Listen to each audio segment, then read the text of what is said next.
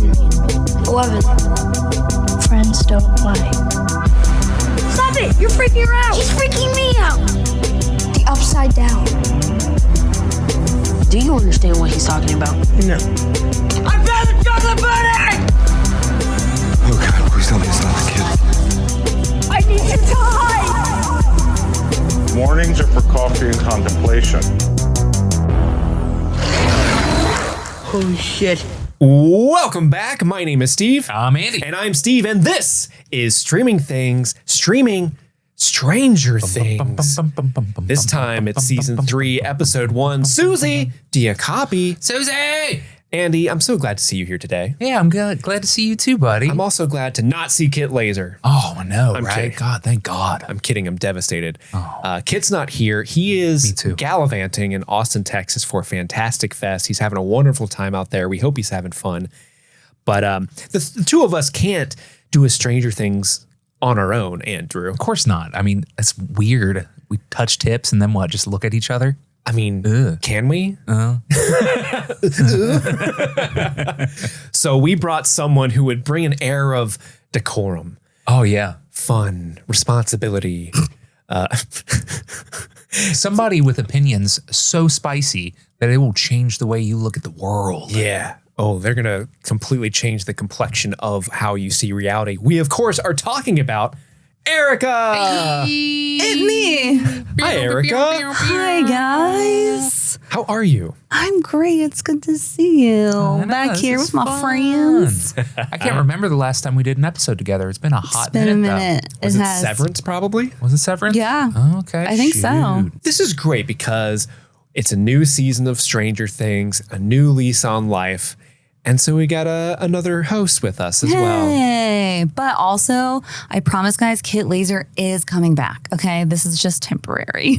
Sounds like a threat when you say it like that. Oh, right. Does he have He's to? in a closet right now, and I know where he is. And if you guys just send $5 each to my PayPal account, it'll add up so quickly, you guys. Yeah. You can't miss this opportunity to let him out. But as you all know, some of you who listen to the show, maybe you haven't listened that long. Maybe you're only familiar with our original coverage of season 3 way back in 2019. Was it 2019 or 2018? Am I misremembering that? Now I got to look it up. Look it up. Andy, look it up. But maybe you're coming back to the show with fresh ears. You don't know how we do things now. We have a tradition here on Streaming Things that when Kid is away, the mice do in fact play, and we cream it, as it were. Erica, are you willing to cream it with us? I would love to cream it with you guys. Let's fucking go. Andy, I tricked you. You did? We're not doing Fireball Cinnamon Whiskey for this episode. We're We're not? doing Fireball Blazing Apple Cinnamon Whiskey. Oh my God, I'm ready to puke. This is going to be horrible. Erica saw this in the store and was like, that can't possibly be good. Let's get it. I did. So I'm going to pass. Oh my God, it smells like apples. I'm that person who's like, that looks horrible. I have to know what that tastes like. This is disgusting. Taste it. Yeah. I'm excited to try this though, honestly. I picked this disgusting thing just for you. Yay. By the way, yes, it was 2019. You nailed it Nice. for season 3. still got Original it. premiere. Gosh dang it. Still got it. Steel trap. Well, let's begin the episode with a cheers Oh, cheers. to the 3 of us Cheers. and to everyone listening at home. That's like candy. Oh my. Oh, that was horrifying. It's like you get the burn of Fireball Cinnamon Whiskey. So you're like, oh, but then you're just absolutely beaten to death with the sweetest flavor of fake candy apple. You remember those caramel apple suckers? Mm-hmm. Imagine that like shoved up the devil's asshole. And it's exactly what it tastes like. It's like that cheap apple pie candle from the dollar store. Yeah. It tastes like that smells. Holy fuck, that was Ooh, bad. That was rough. That was You're rough. welcome, buddy. Thanks, friend. Jesus. Oh yeah, what I meant to say was, ooh, I loved it. Thank you. Delicious. Holy cow. Well, what we're going to do today is we are going Get to over review, we're going to get over that flavor, and we're going to review chapter 1, Suzie, Do You Copy of season 3. We're going to tell everyone our overall thoughts on the episode. Then we're going to dive into a scene-by-scene recap, followed by, of course, our top 3 favorite moments, our chocolate puddings, if you will. From there, we will discuss Easter eggs, any sort of 80s, references to pop culture or other movies that we've found in this episode. And there are a lot in this episode. With most streaming things, season premieres, there's a ton uploaded at the front. So that's going to be a pretty hefty Easter egg section, I think. And then following that, we're going to get into our 11 out of 10 performance, our favorite performance of the episode. And then lastly, we will do the Nina, where our Discord mods sent in clips from our original coverage, and we have to guess the context of those clips. But before we do any of that, Andy, we have to do the MadLibs. How did I forget about the MadLibs? How did you? Oh my gosh. I hope I remember the parts of sentences and grammar and shit. That's okay. Steve edits it to make us sound smart. Oh, good. Okay, great. Or dumber, depending on what's more entertaining. Pissed me off today. Okay, so are you two ready to give me words so I can put pen to the paper and we can craft a story that we will listen to at the very end of the episode? Give me a minute. Okay, I'm ready. This is not from the official Stranger Things MadLibs. So I have the MadLibs 80s edition, just to give you guys that heads up. Okay. So Erica, I need from you an adjective. Chocolatey. Andy, can I have a verb? Milk. To milk. Erica, can I have a verb ending in ing? Drumming. Andy, I need a part of the body, plural. Skins. Dibs on skins. Erica, I need a number. 432. Adjective, Andy. Creamy. Erica, can I have a part of the body? Tongue. I'll know what to do with my tongue. Andy, can I have an adjective? Get in it. We're using our tongues. What did you need from me, sir? Adjective. Erect. Erica, can I have an article of clothing, plural? Cod pieces. Oh. You had that on deck. Andy, can I have a color? Obviously, we can't do colonial puce, so let's do imperial magenta. Okay. Is imperial magenta, is that a real color or is that just a play on colonial hues? Okay. Yeah, Steve, don't you know? Ew. Surprised you didn't know that. Dang, I was really excited to learn a new color. Oh my God. Erica, can I have a noun? Hotbox. Wait, The noun. Steve, it is a color. No. Swear to God. Is it really? Yes. Is it magenta? Is it Yes. majestic? Holy Oh shit. my God. We're putting it on the screen right now. That is gorgeous. What a lovely color. Andy, can I have a noun? Wet nap. Erica, I need a verb ending in S. Weird request. Yeah, that's the Sucks. first time we've seen that. Sucks? Okay. Wait, can I change it to suckles? Yes. Andy, I need a noun. Tampon. Erica, can I have a vehicle? A Ford Ranger. Andy, can I have a noun? Did you see me censor myself just now? Yeah, I did. Oh. You're like, no. Did you censor because of me? No. Oh. Just more so like I would have been. humanity. Oh, okay. Humanity at large. Got it. Okay, cool. Morality. Foreskin. Off air, you have to tell me what you censored yourself from before you landed on foreskin. Oh, no. And last but not least, Erica, I need an article of clothing, plural. Tube tops. Well, stay tuned to the end of the episode where you can hear the story that these two jabronis crafted, titled Shop Till You Drop. Ooh. Should be good. Let's get into overall thoughts. Yeah. I'm going to start with Erica, Oh my since you God. are our guest. Put me I on want the to know, A, what are your overall thoughts to this episode? But B, like coming into season 3 of Stranger Things, how do you feel about Stranger Things as a whole? What's your history with Stranger Things at the time? Put yourself in the mindset of Erica circa 2019. Oh God, I don't want to go back there. Okay. So Stranger Things was something that everyone else was doing. And the reason that I gave it a chance is because somebody said it has a lot of 80s references. You'll love it because I'm obsessed with the 80s. And it's great. It's an amazing show. I fell in love with it like instantly. I was so curious. Like the idea of 11 was so fun, like her mind powers and everything. And the kids were super cute and charismatic. It just has so much going for it. So I fell in love with it. I have to see it through. I get really hyped about when the new seasons come out. I'm really excited about season 5. So leading into season 3, Yeah. season 3 dropped on the 4th of July that year. Mm-hmm. Did you make 4th of July plans? I did. Yeah, I did. Really? I don't care about the 4th of July in any way. So I was so excited. I'm like, oh, something cool's going to happen on the 4th of July. Yay. Stranger Things 3 dropped just like the founders wanted. Exactly. Yeah. I mean, if I never see another firework in my life, I'm going to be just fine. The national anthem. Please stand for the national anthem. All right. Okay, great. Cool. I am also, though, I just love season 1 the most because that's where it all began. Okay. And it has, that's where the mystery all started. And you can see how it's stacking. Okay, well, this was one snapshot of the mystery. And then you go to season 2 and the mystery expands to more people. And then you go to season 3 and there's a huge expansion because, right as it begins, we're starting in Russia. And so like that's a big expansion for us because thus far everything's been in Hawkins with a few people. So, the government's side involved. Trip to Chicago. Yeah. Yes. Yeah, exactly. So yeah, it's fun. And, I do enjoy season 3. I'm a season 1 purist just because of that. Sure. Yeah. I think a lot of people are in that same boat. But what did you think about Suzie D. Copy specifically? So this episode was fun because it was nice to get back to the kids trying to find a sense of normalcy. Dustin's going to camp, right? And the kids are in their goofy teenage relationships where everything's very melodramatic and it's so lovey-dovey and I'll die if I don't see you again tomorrow. Miss you so much. I wish we were still together. That's how Andy and I were together. Oh, I know. I call him on my drive home every day. I'm like, so what are you doing?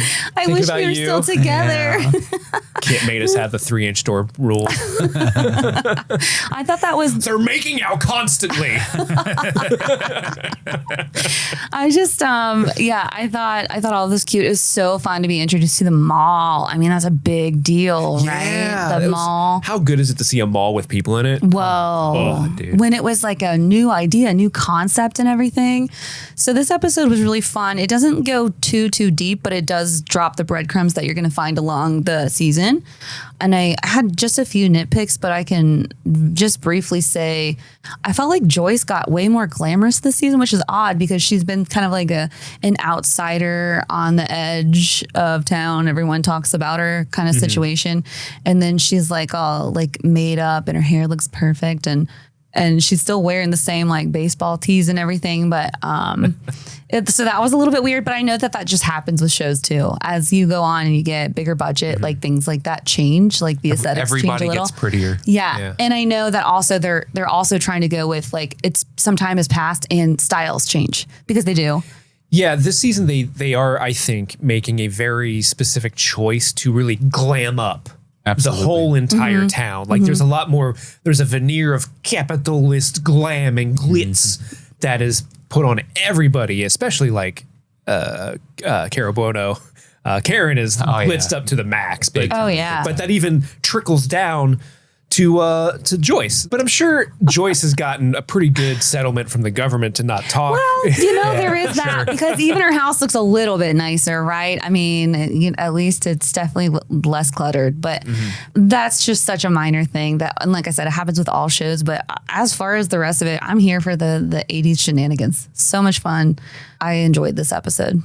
Hell yeah. Andy, what about you? So I think that this is absolutely fucking phenomenal season premiere. And I have, not been shy about my feelings about season 3. I do think that this is the best season of this show. And the atmosphere that we're talking about is a big part of that for me. So I think that seasons 1 and 2 are fantastic, if a little samey. And so it is such a home run for them to change it from late October, early November to the middle of summer. This is summer break now. And that's a big part of why it's so colorful and wonderful. It's, it's not dreary fall, early winter times anymore. It's summer break and these kids are hanging out at the pool and they're going to the mall. The mall is such a cool addition to the atmosphere of Hawkins, but also is, as we come to find out later, like a huge plot point too. And I think that's geniusly done. I think that, we don't get a ton yet of like what the overall plot is. We kind of begin and end in this episode with a, hey, this is probably going to be important. And this is definitely hugely important when Billy gets like dragged through the sawmill and stuff. But other than that, it's a lot of like, let's let the kids be kids for a minute. And that is really exciting and like fun and endearing. And it's, I think a big part of what people love about this show is like the nostalgic aspect that you were talking about, Erica, like the way that they just kind of let you sit in the 80s for a minute. And like things were a little more colorful back then, at least clothing wise. People took swings, you know, they didn't always hit, but they took swings back then. And I think that the design is wonderful. And I think that, you know, we know there's something spooky going on, but we don't know what yet. And the effects are great when we see like the big laser machine that's opening a gate, I think, and exploding rats and stuff. Like you can see a budget now. Like seasons 1 and 2, they were like, okay, here's a blank check. Duffers. Don't look at the Demogorgon. Yeah. we can't afford that Demogorgon. Don't look at it. But yeah, I think that this episode rocks and breathes some new life into the series overall. Do you remember where you were at in 2019 when season 3 kicked off? I remember knowing that season 3 was going to come out. And at this point, you know, the streaming things exists, right? And so we're excited and ready and waiting for it. Yeah. But I also remember going back and rewatching season 1 with my mom. And so I have happy memories of doing that right before this series came out. And yeah, so special place in my heart for sure. This is the season that when we decided we were going to rewatch all of Stranger Things and redo our coverage for the masses, this was the season I was looking forward to redoing the most. Because, and people, again, it happens still. Some people only listen to our coverage for season 4 or like when it originally came out. They don't know how life transpired from this season to now. And a lot of people will remember that when we originally covered season 3 of Stranger Things, we were recording it at my old apartment in Union, Kentucky. And So far away. it's so far away from here. And the thing about my apartment at Union, Kentucky was I had all the equipment. You and Kit, Andy would come over and we would have to record. However, it was one of those apartments where there wasn't a lot of space for people to like get away from each other. So my then wife was there, and you know we had always been like, "Hey, we need a different perspective than a straight white man on our podcast. Let's ask my ex Sam to be on the pod." And so she's on a lot of the original podcast coverage from season 3. And so it's the version of the podcast I've gone back and revisited the least because obviously Sam and I are no longer together. And history repeats itself. And history. I literally hesitated to be on because I didn't want to invite comparison. But at the same time, I'm like, hey, man, everybody has their own journey. And sometimes things don't work out. And then other times they do. Yeah. And that's fine. No, you are the mother to our podcast. Yes. Mama Erica and we little fledglings need and love you. And you've been on the show a million times, so it's nothing new for you to be on. Yeah. I'm excited that you're here, especially for this. Thanks, buddy. Yeah. Erica is secretly the fourth pillar of streaming things. Yeah. Behind the scenes, she helps out a lot. She's much more integrated than other people in the past ever were. And so this was always fun I was looking forward to this season in particular because I haven't revisited that at all because it drums up some feelings that I don't like to really think about. And so I'm glad to have this redo in a much better place in my life. And this is fun. And a lot of people, I think, will be excited to have this change, I think. I think last month someone messaged me like, oh my God, I didn't know you got divorced. I was hoping Sam would come back. And I'm like, sorry. Well. But we got Erica. Well.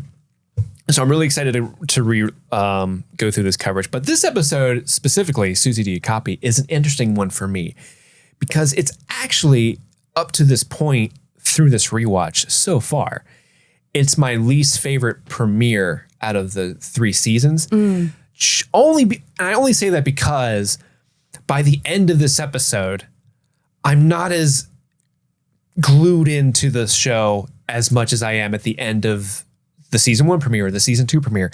When those episodes end, especially season 1, when that ends, it's like, oh my God, what is happening? I'm so invested. Whereas this is like, oh, that's weird. I hope Billy's okay, I guess. But it is fun to go through and see, we love these characters at this point. So seeing them at the pool, seeing them having a fun summer, getting girlfriends and growing up, and Hopper dealing with 11 and Mike constantly making out. Like, all of that's fun, but there's something about it that doesn't like really hit on an emotional resonant place for me. Whereas like the simplest glance from Will's not feeling. In fact, I think Will is the character that works the best for me in this episode. Like when he gets the He's such a Will, Andy. I am such a Will. I am such a Will. Will says lines in this episode that I'm like, kid, I get it. Can we please just play D&D? Why is everyone growing up? Come on. Okay, it's personal for you. Got it. But when Will feels the tingles, that always hits for me because like, oh shit, the mind flayer's right there. And Mike sucks. Like he is insufferable in this episode. Like I totally understand why Hopper would want to like fictitiously murder his grandma just to make the kid feel bad. Like I totally understand where he's coming from. But I will say that Mike is the only one that ever clocks that Will is going through something. He's like the only character that truly, I think, cares about Will in a way that the other kids don't. Because like Will feels that tingle and Mike's like, hey, dude, my guy, is everything okay? What's up? And I think that's an important part for this character because if he did not have that, I would be so like, why is this kid even on the show? Get him out of here. But we get a huge jump in gore this season, which I think is interesting and exciting. I mean, the rats exploding is certainly like the first rat that pops. You're like, oh, fuck. Oh, shit. We're doing this now? That's gnarly. And Stranger Things. And then like 70 more happen right there. Oh, my God. Oh, God. Will someone make the rat stop popping? It's just really hot in there. It's oh, man. Yeah. Stop microwaving these rats. What are you doing? What is this place? You don't do that to rats. And I really like that they're incorporating the outside world into this story with the Russian plot line. I think the Russian plot line's fun, especially if you're going to have something 80s. At some point, you have to have a Soviet Union Russian plot line involved. You kind of have to. And I think it's a good step. Like if you're going to each season of Stranger Things, if it's going to get bigger and bigger and bigger, eventually you got to get out of Hawkins. Eventually you got to make it a global thing, right? What better way to intersperse some political stuff in there? It's fascinating. It's fun. And I like that. But yeah, some period appropriate political espionage. Yes. Shit, yes, Andy. Yes. I love it. The first time that I actually watched the series through, I was kind of like turned off by the whole like, well, why are they making it all about these Russians? That's kind of weird. What a weird turn. But then going back and revisiting, like it's set up the entire time. Like the first season, what are they doing? They're having her listen to someone speaking Russian. Yeah, they're spying on the Russians. Yeah. So that's there. It's been there the whole time. And it was just me like not being. Yeah. I only watched it like one time through. So when you go back, you pick up, oh, that was obvious. That was always there. They had been like, they had a 3-inch door policy when it came to the Russian plot line for seasons 1 and 2. And then season 3, the Russians just kick down the door and say, fuck you. Das Vidanya. Bitch. Us not being in the show. Potato. Well, those are our overall thoughts. We're going to head into the recap. But first, we got to listen to some of our sponsors. And we're back. Netflix describes chapter 1 of season 3, Suzie, do you copy? Thusly. Summer brings new jobs and budding romance, but the mood shifts when Dustin's radio picks up a Russian broadcast and Will senses something is wrong. They're lying. The mood did not shift when Dustin bit. That's how the episode fucking ends. Or like, not quite ends, but damn near. Yeah, it's pretty close to the end. And when you say the mood shifts, you assume it means a lot of people, but I imagine only Dustin's mood shifted in that moment. Right, yeah. He's like, that's weird. I need to go get my Rosetta Stone. Right, seriously. Muzzy. Seriously. Yes, that's French they're speaking. And no, those these aren't children French. aren't French. They're American. Do you remember those, Andy? Je suis la jeune fille. Oh my God, yes. Why did they get the whatever that character is in Muzzy to sound like just a sleep paralysis demon? Like, how did you understand anything that guy said? Oh my God. As a kid, I wanted that so bad. Me too. And then when I was in college, I worked at the NKU library and they had that there. You could rent it out, Oh, like it's all of the amazing. box sets. And I never did. What? But I really wanted to. Opportunity missed. Truly was. But it's June 28th, 1984. And them Russians are doing an experiment. We see a bunch of scientists. They're loaded up in special suits. And they've got like this crazy looking machine pointed at the wall. We see an older scientist and a younger scientist show up. They've got like the whole key system where you can't activate the machine unless, the two keys are turned at the same time. And they turn it on. And there's a huge beam that is shot at the wall. And it looks like they're creating what, Andy? That looks like a gate to me. That looks like a gate. So it seems like Dr. Owen's fears from season 2 that the Russians would do something like this are seemingly coming true. Oh, yeah. When he's talking to Nancy and Jaybird and they're recording him, he says, like, can you imagine if the Russians got their hands on something like this? Yep. And this is set in June of 84. So this is before Owens even ever said that. Oh, that's true, because 84 is November 84 when season 2 takes place. I didn't think about that. There's a time lapse that it says 1 year later after the scene ends. Yeah, I didn't put that together. Good pull. Yeah. And it's interesting that the gate at Hawkins was opened by Eleven's psychic powers, and the Russians are like, nah, we're going to do it the old-fashioned way with some elbow grease and techno babble. Yeah, the Americans used like LSD and a child abduction. Yeah. Like much we do. cheaper. Yeah. Yeah, way cheaper. Yeah. Russians just like, we can build it. Let's just like, the commies can do that. put some radiation into the air and, what could possibly go wrong? Listen, as me, Marty B always says, there's nothing that a good hit of LSD can't solve. Oh, forgot my taxes. Now they're fun. But the test run of this machine that's opening the gate doesn't go great. It fucking blows up and melts everybody that's in that room, which why were they standing in that room? That obviously, like the way how quickly that thing's spinning, it's like, guys, you gotta turn on the vacate. nuke. Yeah, I'll be right here. Can you imagine if you had a ponytail? You just get like sucked right in, like your hair just gets like caught in that machine. Oh, new fear unlocked. I will say, so this is, we have called out many times in the past, but it stands true here. This is a rewatch, so we're assuming you've seen all of Stranger Things at this point in this. So when those dudes get blowed up by said machine, that looks an awful lot like Vecna when he gets pulled through into the original in between, and like the lightning burns his face and stuff. Like the way these dudes die, it's almost dead on. Yeah, that's some good consistency with the magical space telekinetic effects that happen in between worlds. Yeah, that's kind of cool. That's a good call out. But yeah, everything blows up. Everyone's dead. The Russian general is like big mad. And they go to inspect what would have been the gate, but now it's just a solid piece of wall. And the older Russian scientist is like, as you can see, we're doing good. It was great success. We just need more time. And then Russian general sicks his Dolph Lundgren on him. And he picks up the guy, chokes him. I think that character is named Grigori, the imposing guy. Oh, I he has a called him name. Timu Schwarzenegger. I mean, yeah.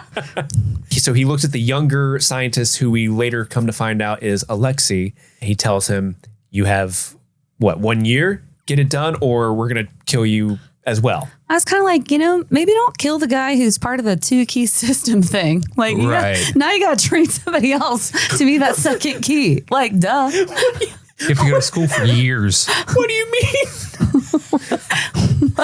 Now you're going to be the train turning guy or the key turning guy. We got to train you for a year on how to turn that key. No, I mean like the equipment, just like using the equipment in general. Sure, anybody can turn the key, but like to have an understanding of like, you got to be synced up and you got to do it at the same time and blah, blah, blah. Sure, anyone. Yeah, this is the Soviet Union version of brain drain, where all the smart people are not leaving to another country that's being murdered. There's like a whole kindergarten now of children who are like turning keys and they don't know why. They're just like being trained. That's their whole purpose. Now assemble this gun. That's the red room. Yeah. Shit. And then this is important. The general and Grigori leave the installation to find out we are in the Soviet Union. All right. This is not Hawkins, Indiana. This is even the United States. We're in a completely different country. It's real snowy out there. Mm-hmm. Very snowy. In June. But 1 year later, to the day, June 28th, 1985, we cut to, I believe this is the cabin, Hopper's cabin. It's Eleven's room, and she's making out with Mike Wheeler. Yeah. No. Her room looks a lot better now, when the windows are all smashed and there's actual belongings in there. I love the cut over to Hop just hate eating some Tostitos and salsa. You've got to. Eating his feelings there, man. He's like, I don't know what the fuck to do. I'm just going to watch fucking Magnum and eat these chips. Hilarious. And I love how they're doing this pan across her room so you can see, like, there's more personality to your point, Erica. There's more of her personality being developed and being put into this room. But I love how they like get through the 11 talks okay now because she's read the English book. Right. Yeah. I always thought you guys were making that up. But then when I like paused it and I saw that book was real, I laughed my ass off.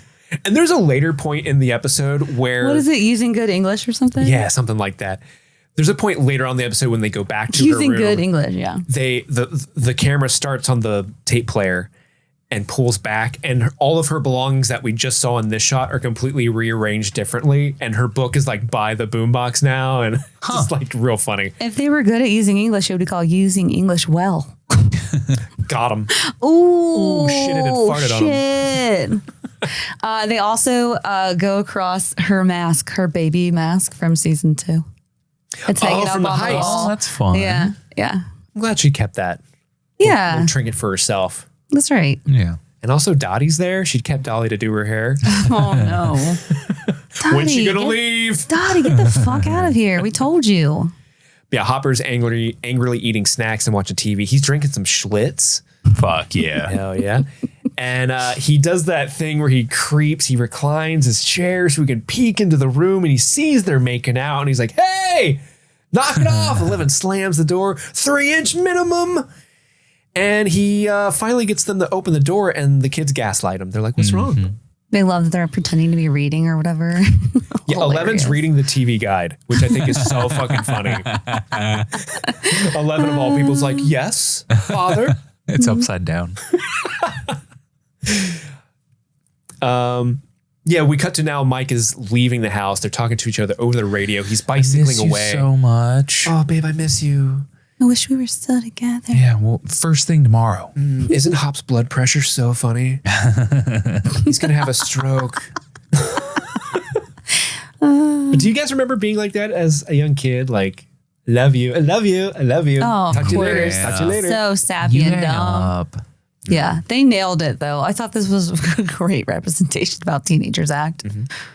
I mean, even Mike's little, like, he's singing along with the song. Hilarious. Yeah. I mean, that's fun. And then 11's like, please stop.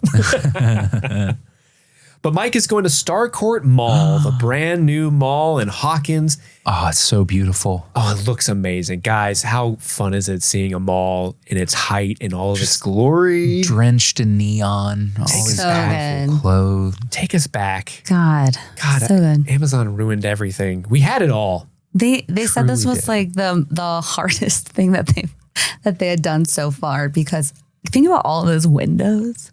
They had to dress all the windows in that mall because that was a real mall. I can't imagine. They had to take it over, and like that is so much money yeah, just and that so mall much design. time. God, I'm sure the mall was free, but filling it up was probably abandoned, falling down. Yeah, But then there's also like the real business IP that I'm sure they had to pay to feature in there. Oh yeah. Gap and Walden Books and all that shit. Yeah. I've been, my algorithm on TikTok recently has been really pushing like the 90s nostalgia stuff where you swipe and it's like top 10 snacks you forgot. And it's got that song that plays. And the one that popped up almost immediately after watching this was like mall stores that don't exist anymore. And I was just weeping. Like, oh, KB Toys. But yeah, he's late again. God damn it, Mike. Lucas gives him shit. They're going to be late for the movie. And I guess this is the thing that all summer Mike is just not hanging out because he's just too busy sucking face with 11. And Lucas is like, dude, I hang out with my girlfriend all the time. What the hell? Come on. And then Will's just over it. Will's like, I just want to play D&D, guys. And Max is like, that doesn't mean you're good at it. Their relationship is funny. It is hilarious. I love it. Yeah, Lucas and Max, because Lucas is just so, non-observant and obtuse. And then Max just gives him the business every time. Good. Somebody's got to whip that guy into shape. Right.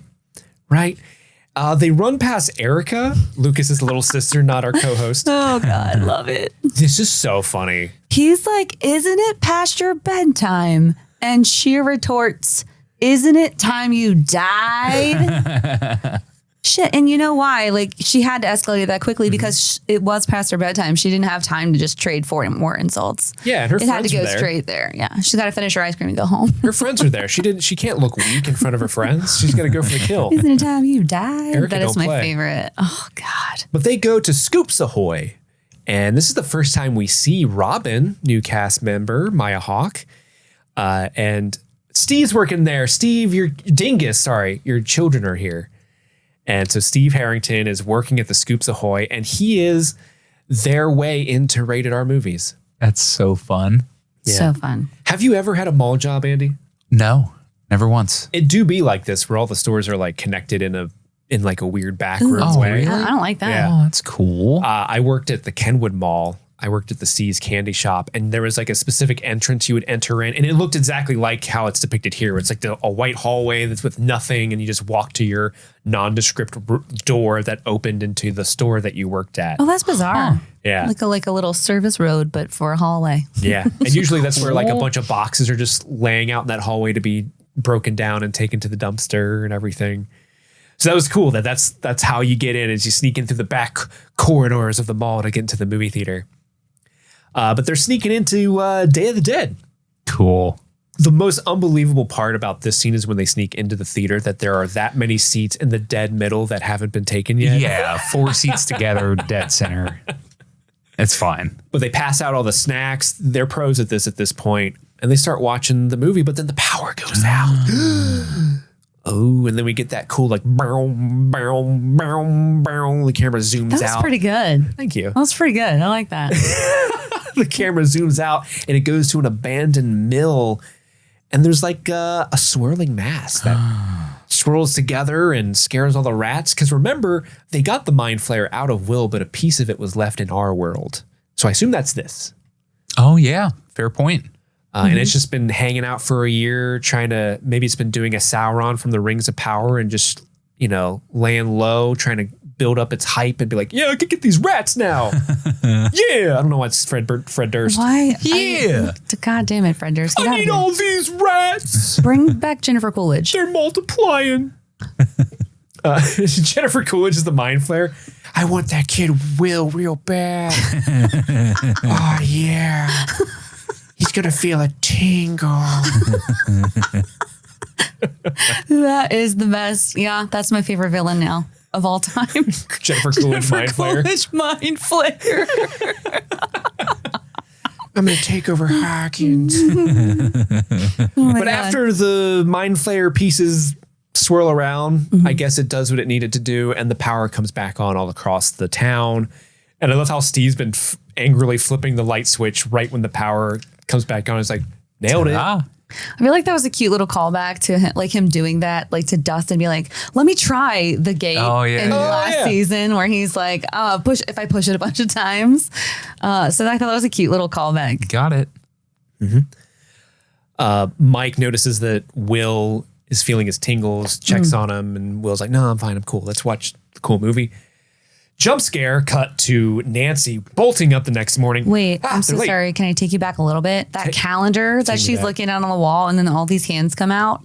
Doesn't that like speak so true to life? Like your calendar, you have so many things that you have to do and all these hands just come out. I'm like, yeah, girl, I feel that. I seriously feel that. I get it. This is a horror movie. And the pose she does where she's like, oh, there's too many. Sorry. No, that's perfect. But Nancy's late for work. Her and Jaybird are late for work, and she's staying over at Jaybird's sneaking house. out the window. Sneaking out the window without her shoes on. And Joyce is like, oh, it's cool. She knows that she was there. And Oh, yeah, because John wipes out with the lipstick off her face and stuff. It's a lot of work to not fool me. Right, yes. Just come out the door. She's like, there's only one reason why Jonathan Blast let me stare. Should I stare? Should I go now at midnight? I know what you guys are doing. I can hear the furniture moving. Right. My guy. But Joyce she's a cool mom. And Will's like, ew. Gross. Oh, and he says something like, I'm never going to fall in love. Yeah. It's very sad. You won't think it's gross when you fall in love. I'm not going to. Yeah. Oh, that breaks my heart for him. And then we noticed that the magnets on the fridge have fallen off of Joyce's fridge, and the Bob Newby superhero drawing has fallen with them. Aww. And Joyce gives it a little kiss. And it's sad. So sad. Poor Bob. So bittersweet. But Nancy and Jonathan are trying to get to work, and she's really stressed out about this because they're working at the Hawkins Post. This is her in to be a reporter, right? But she's obviously a very low-level employee, and it's a very it's a man's sexist, world. yeah. It's a very sexist environment and Jonathan's like kind of taking part in the patriarchy. What are you talking about, babe? It's fine. Babe, they're really cool. We go golfing on the weekends. Well, I do with them. You're not invited, but they like you. They see you as people? Question mark? He's just not getting it. I feel like this is a very strange breakdown in their, like a hint at the cracks in their relationship, which like Nancy, just like move on from these two dudes, right? Like you clearly don't really like Jonathan that much either, but I get that she's stressed, but I don't love the severe way that everything happens with Nancy's character this season. I understand why though. Like I get why, and I know that in the 80s and they really wanted to like to show that women were not treated the best. And I totally get it. I think it's just like hard to watch because it's a little more like caricaturized instead of like being straightforward bad. They really ramp it up and like make everything horrible. So, so that's a little bit rough for me, but I get why. Yeah, it's definitely, especially when you see who actually works at the newsroom. Yeah, and the dudes are like, yeah, we should put the girl with the big tits on the front page. I think they're real. Who hired Jake Busey? Oh, wait, guys. We forgot one thing. This is Indiana. Oh, that's good point. Good point. I grew up there. I can say that. It is funny that Jake Busey's character he keeps saying these really dumb jokes, but he has that guy who's always like, boobs! Like that dude's loving every single joke and is like, turn it down, my guy. I know we're jumping ahead, but it's like that guy is the last guy who needs mayonnaise on his sandwich, right? Like your cholesterol's through the roof, dude. Dustin is returning to base from Camp Nowhere. That is no spelled K-N-O-W. It's cute. And he's upset because no one's answering the radio. He's like, I'm coming back to base. Riz everybody. And his poor mom's like, well, Dusty, it's been a while. Maybe they forgot about you. I love that. Wink. Because she had to let them in, right? She knows there's a surprise. Right. I mean, like, how else would they get? Well, I guess 11 could just unlock the door with her mind. We've seen her do it. That's true. They could have done a B&E just to surprise Dustin. Right. She did it to her aunt, so. That's true. Yeah, I want to see Mama. What's Becky up to? She's like, that kid broke into my house, ate my snacks, and left. Dustin's mom, like, oh, your friends are burglars. He's like, the weird laughing. News. But yeah, Dustin's back from camp. He's real upset. He walks into his room. He sees Yertle. He's like, at least someone's happy I'm home. Is Yertle happy you're home? Get the fuck out of here. Last time I checked, his landlord evicted him unceremoniously from his terrarium. He's never forgiven him. No. This fucking guy. This fucking guy. This turtle remembers. He raised rent once again. But his toys start coming alive. And it's really spooky, and he starts following them outside the hall. He grabs some hairspray as his weapon to arm himself against a home invader. But really, it's the kids. They've got like a banner. They've got what are these called when you like the you blow into them? I think they just call them blowouts. They're called blowouts? I think so. Oh, not what I would have thought Party they were horn. called. Party horn blowout. Party blowouts are different to me.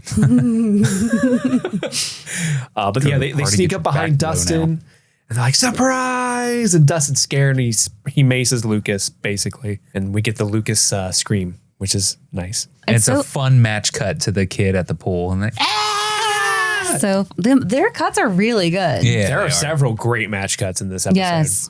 But yeah, we're at the community pool. Karen is reading her romance novel. She's with the gals. The ladies are all there. Pay attention, ladies. That blue eyeshadow. Lifeguard change.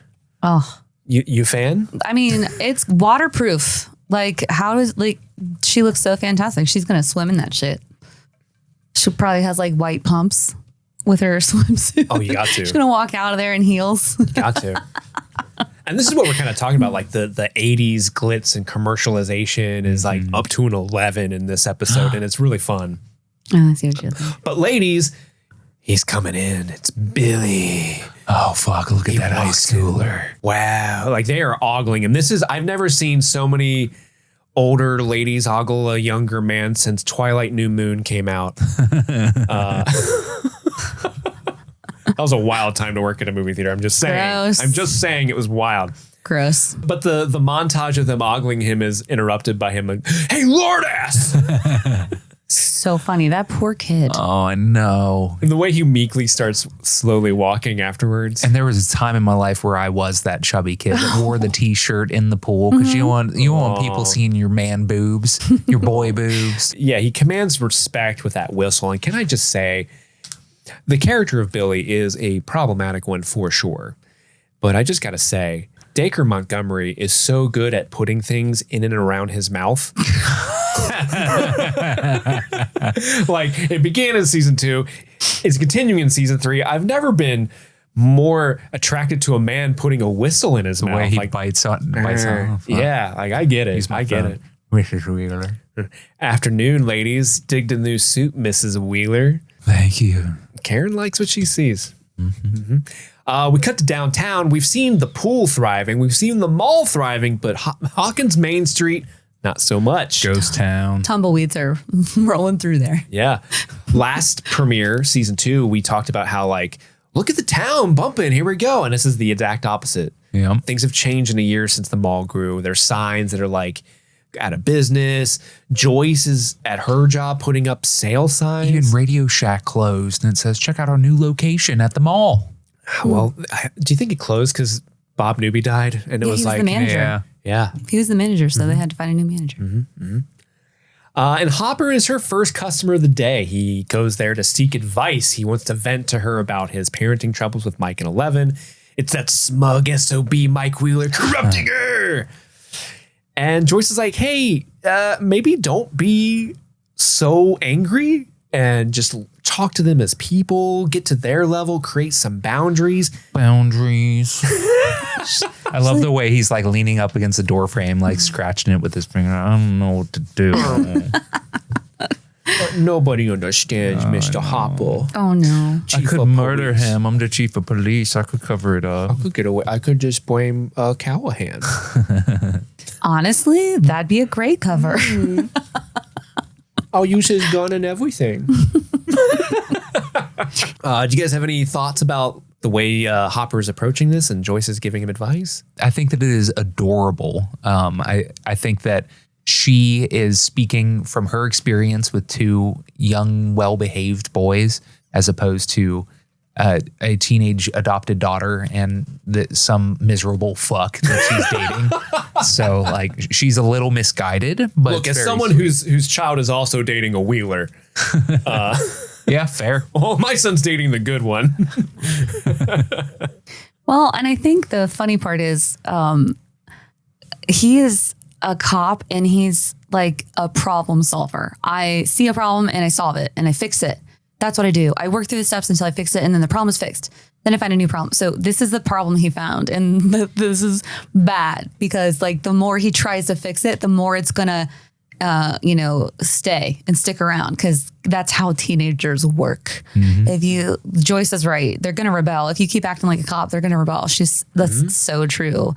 Absolutely. So the way he's going about it all hot headed and like instantly like 0 to 10, like that's not going to work. And I do like this little transition where you see Nancy outside, like speed walking down the sidewalk because she's got the coffee order or sandwich order. A couple of really fun transitions between characters. Like when Dustin gets home, the camera was following Nancy and then it stops and turns the other way following Dustin's car. And now they do the same thing with Nancy walking by through the window and stuff. Yeah. I mean, that's one thing that the episode is crushing at are these transitions between the two scenes. But she's working at the Hawkins Post. I love that she busts in on Jonathan when he's got the exposure light on. He's like, Nancy, no, my phone. Jesus, fuck. The one woman at the job has to fuck everything up. Sorry.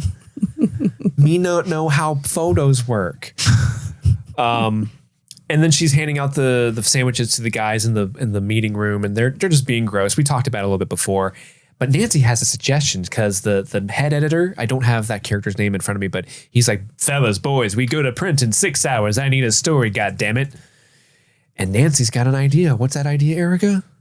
What about the mall? What about Starcourt? What about it? It's changing the fabric of our town. I was just thinking, I know everyone loves the mall, but how many small businesses have closed since it opened? Yeah.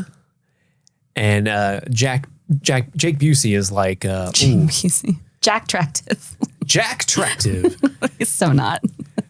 He's like, oh, he kind of plays with her emotions. Like, oh, that's a really good idea. Yeah. I got a better idea for you. The case of the missing mustard on my sandwich. Can you solve that, Nancy Drew?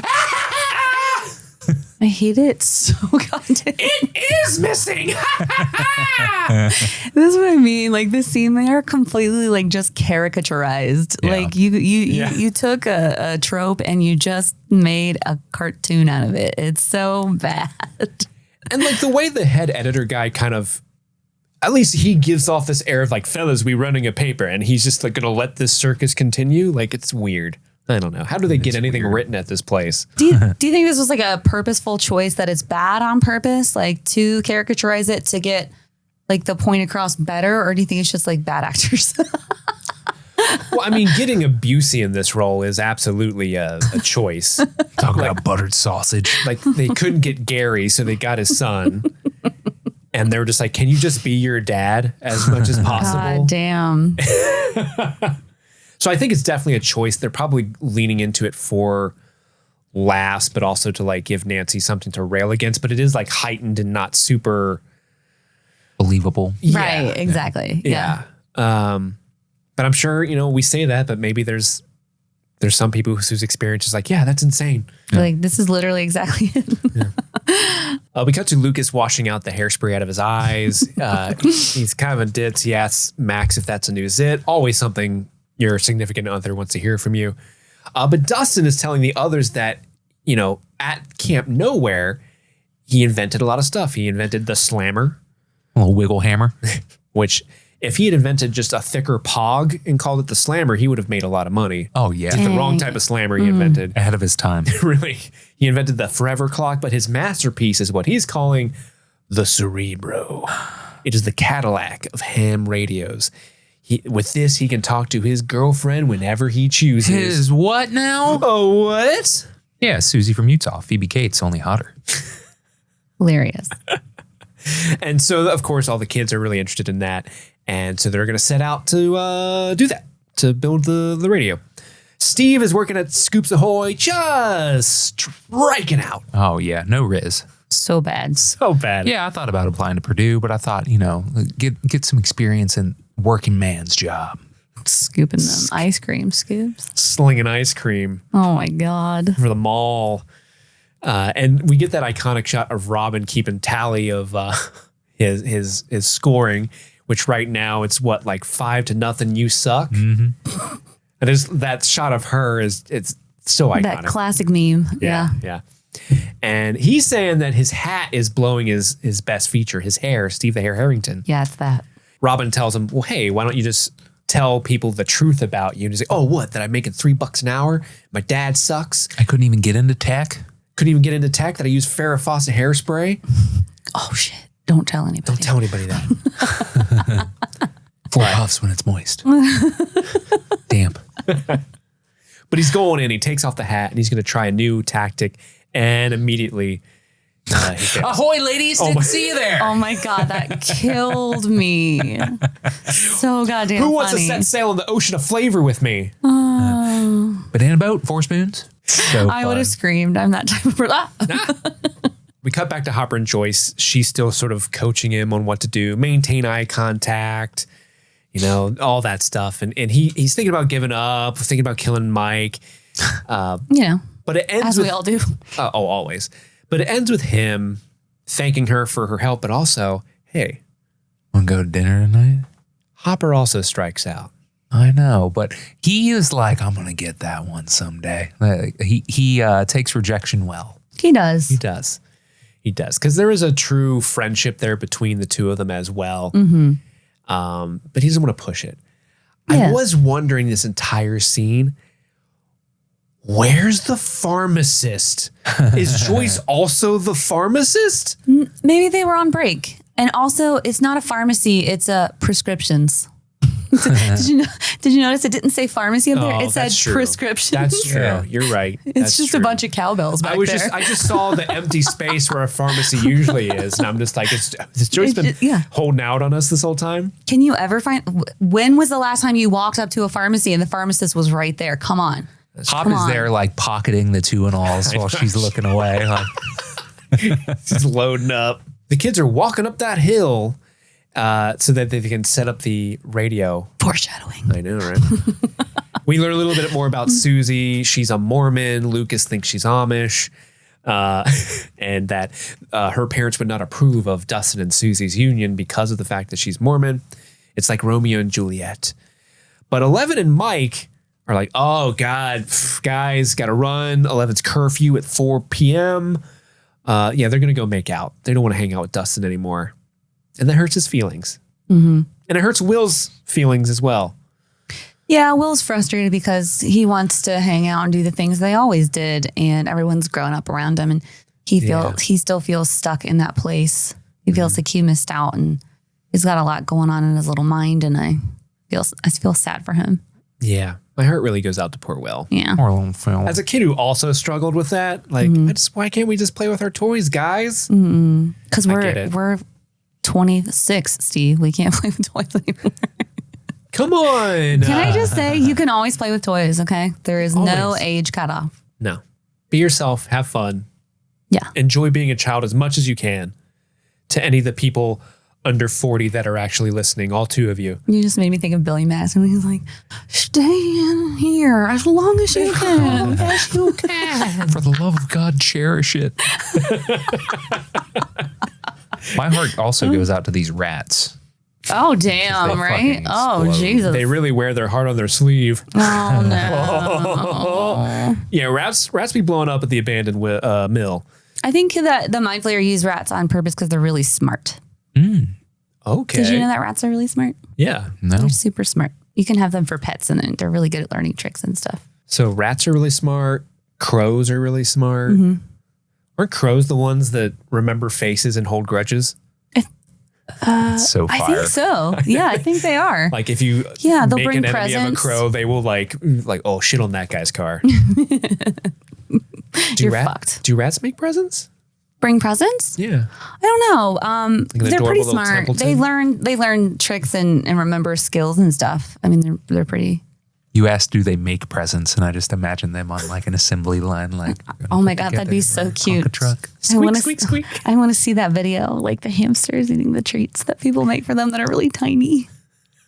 That's so cute. But instead, we're gonna watch these things all blow up. Yeah, they squish like pop balloons. It's really upsetting because it is not a good way to die. They are suffering before they pop for a little pretty bit gross. there. It hurts.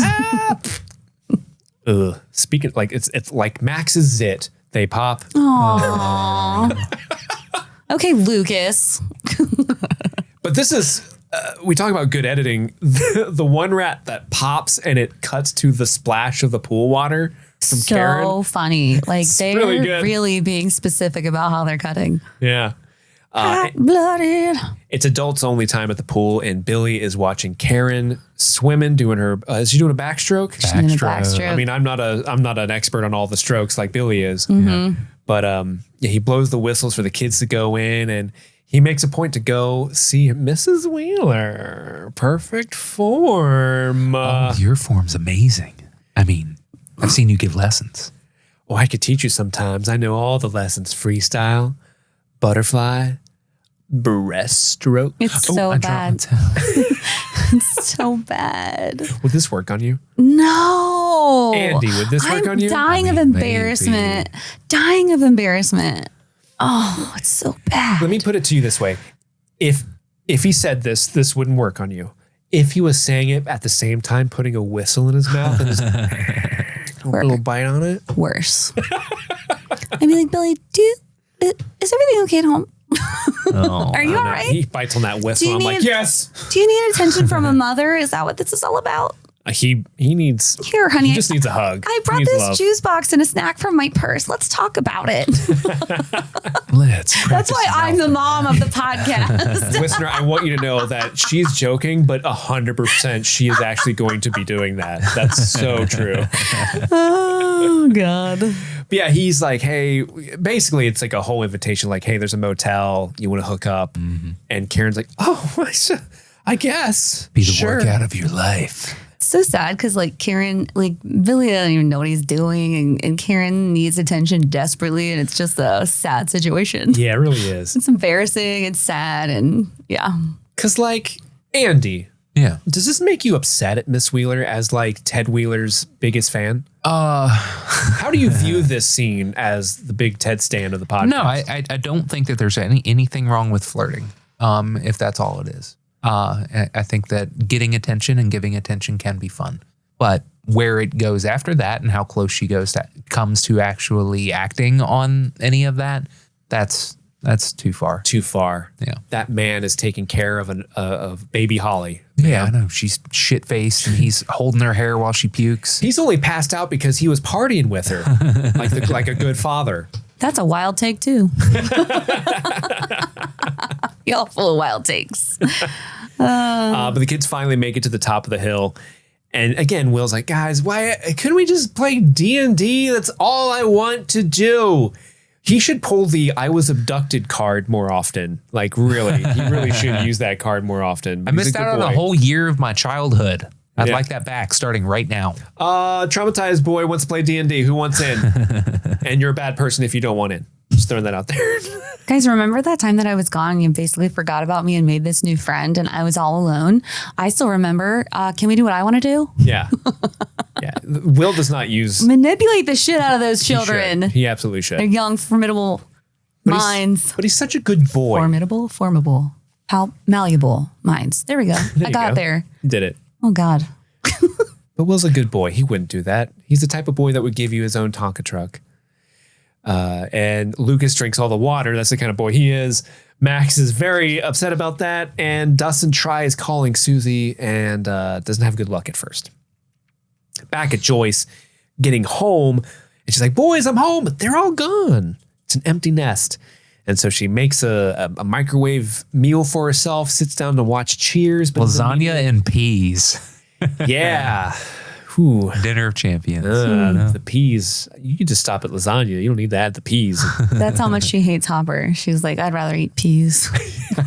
Go out for drinks with you. Ooh, No, I I'm just kidding. gotta watch Cheers. Sorry. Aw.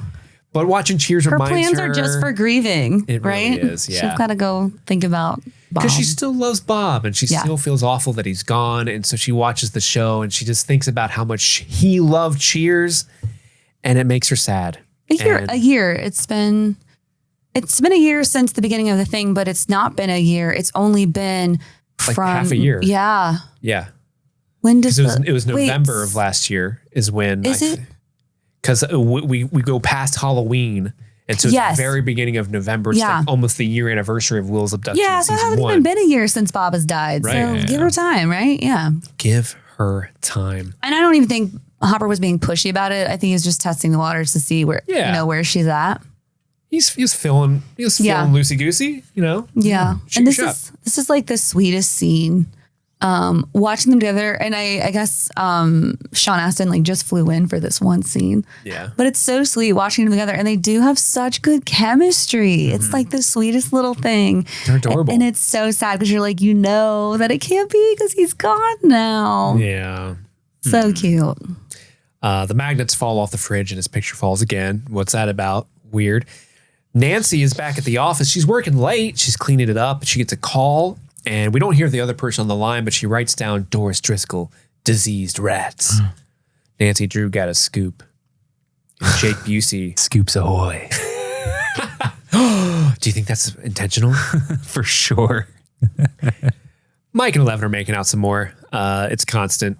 And Hopper, I love that shot of Hopper laying in bed with a cigarette, and you can see the ashes of the cigarette like all over him. I didn't notice that. That's fucking hilarious. He's hugging a pillow.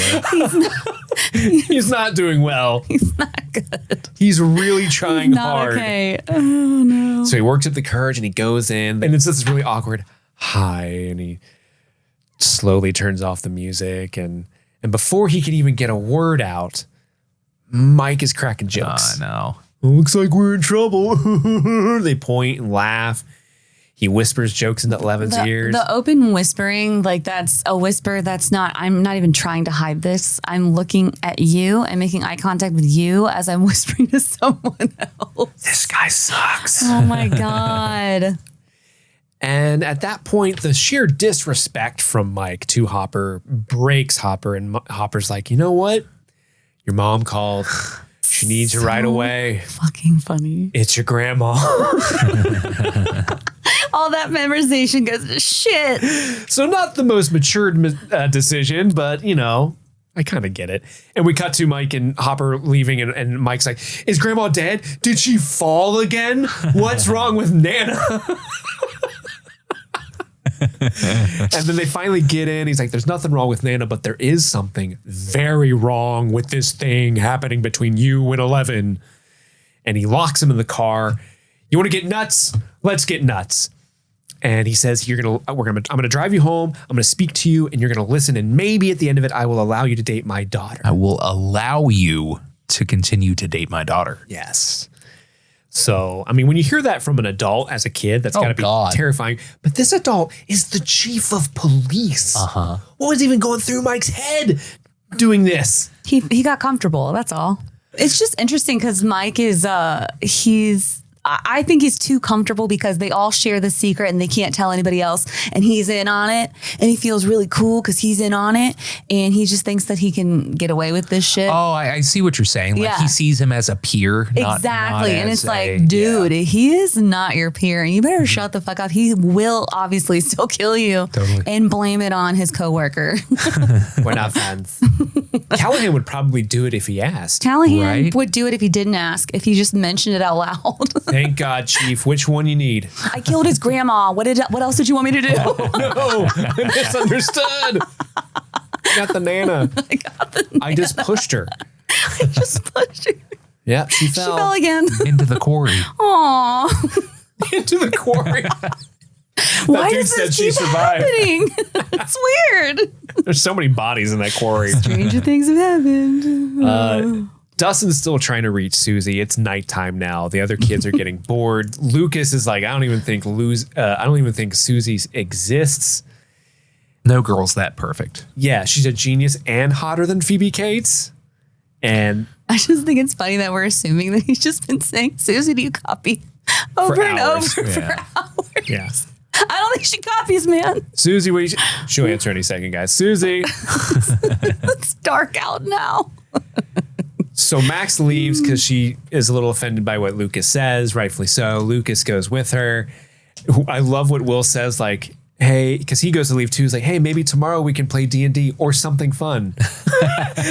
Do literally anything other than this. This was awful. Something fun, yeah. Mm-hmm. And right at the last second, Dustin gets a radio message, but not from Suzie, unless Suzie speaks Russian. Silver cat feeds when blue meets yellow in the west. A trip to China sounds nice. If you tread lightly, the week is long. And we cut to Russians in a lab, and we see the young Russian before, Alexei. He's walking in, and they've seemed to got the portal working. We don't see the machine actually like creating the gate. We just see like the blue light, and I guess his lackey now is like, it's beautiful, isn't it? Nah. Speaking of beautiful, Karen is getting ready for her date. Oh. And she's really going the extra mile. She's really working hard and getting dolled up. She's getting dolled up. She looks at her wedding ring and I'm like, Karen, don't you take off the ring. Karen, don't you do it. Girl. She did it. Wow. And she goes to leave. And this is kind of funny to me because Ted's there. She just assumed that Ted would A, not give a shit she's leaving, or B, be doing what he's doing right now. She walks down the stairs and she just hears. I literally thought a car pulled up and I'm like, wait, aren't they meeting?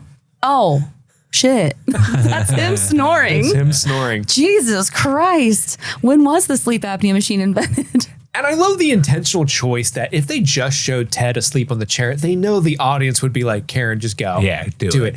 They made the intentional choice to have baby Holly fell asleep, and they fell asleep together on the chair. That's just a lie.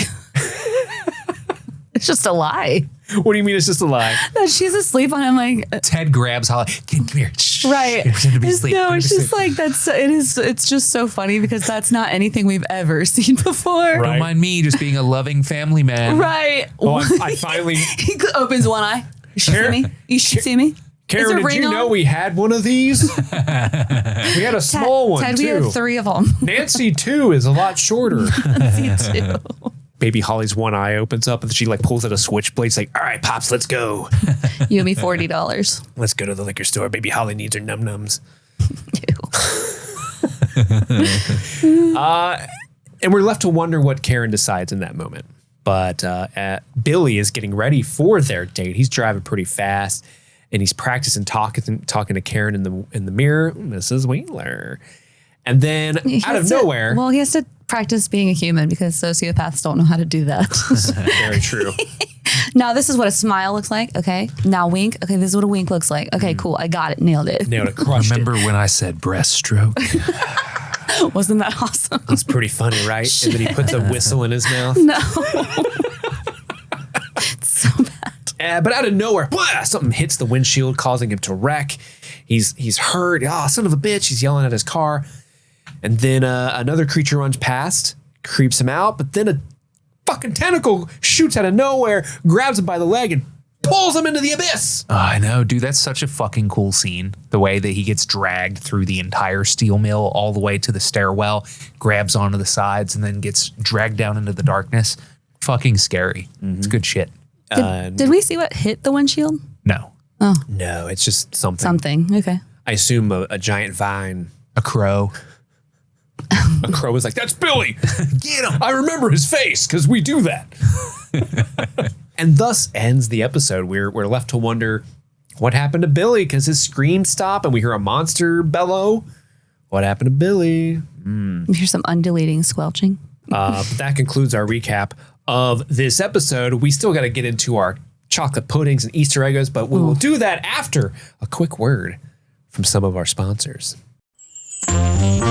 Welcome back, Streaming Things class. September has arrived, a month of fresh notebooks, sharpened pencils, and brand new beginnings. Whether you're headed back to school, back to work, or just back to your fall watch list, we're glad you're here with us. Before we close out today's episode, we want to give a huge shout out to the real overachievers of the Streaming Things community, our super patrons. These are the incredible folks who support us at the $25 or more tier each month, and thanks to them and all of our patrons, we're able to keep making this podcast for you. So thank you to John Collins, Sun-Loving Mortal, Xander Barbarian, Daniel Pack, Phil S., Nice Guy Eddie, Deep Substrate Foliated Calcite, Jordan Garvin, Albus Stinkpot, Maddlestat, Suzie Callahan, Anthony Corona, Jim E., Lady Trashley, Sean Myers, Just Liz Calabria, Brett X, E. Scramo, Lol Tickler, Svento7, Jay Scramo, AK Ashley Ray, Jay Rich, Upside Down Canuck, Big Butthorn, Josh Stitch, Jer, Kaylee Sampson, Rabbit Dog and a Barbie Car, Avatar, El Bander, Charlie Friday, Alexis Adler, Peaches, Emmy, Haley B, Joe Velez, Trisha Bueller, Suzanne Rode, Sean Callahan, Jadinklage Morgoon, Jen Robinson, Kalisha Reeves, Paula Garcia, Vad Brenda, Aaron Armstrong, Hootie Hoo, Ashley Powers, Casey McCain, and of course, Enza. Thank you all so much for attending class this month and supporting us on Patreon. So without further ado, let's get back to this episode. And we're back. It's time for our chocolate puddings. Who wants to go first? Erica, are you going to go first? I'll do it. Okay. Erica's going first. What is your third favorite moment of this episode? My number 3 chocolate pudding is Steve taking off his dorky hat and trying to give out free samples. Just the Ahoy, ladies. crazy way he turns around, and it's almost like he snapped his confidence back on. Like, you want some cherries Jubilee? Yeah. 4 spins. 1 bit. You know, sit in the booth back there. Sure is hot out there. Sure is hot out there. So funny. Like, that was hilarious to me. I love that. Yeah. That was my number 3. That's a good Andy, one. what's your number 3? I'm gonna steal that. I like that. Yeah. That's gonna be my number 3 as well. The maniacal way he says ahoy there or whatever. It's so funny. So good. You know what? I'm going to go with an emotional one. My number 3 favorite moment is just Joyce coming home and eating her lasagna and peas and sadly remembering poor Bob. I didn't expect to see Sean Astin this season, so even just having him pop up in that flashback was wonderful. And you're just immediately reminded just how cute they were together, how adorably innocent that character was. And he was viciously mauled to death. No. And you really feel bad for Joyce because like her life should be settling down in theory, right? But now she has one more trauma to add to the pile, it seems. And I feel really bad for her in that moment. Yeah, there's no coming back from any of this for the Wheelers, but especially not for the Byers family. Yeah, the Byers are messed up. Oh, yeah. What's your number 2, Erica? My number 2 moment is Hop losing his shit and telling Mike that something was wrong with his grandma. And then he goes completely insane in the car.